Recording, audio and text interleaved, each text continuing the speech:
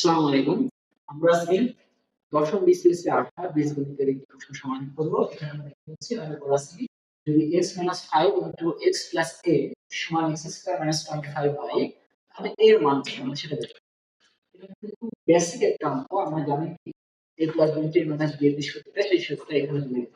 Just x টা হলো a আর -5 টা হলো b। তাহলে a + b a - b মানে এই যে এখানে a আছে এর জায়গায় আমি 5 দিচ্ছি।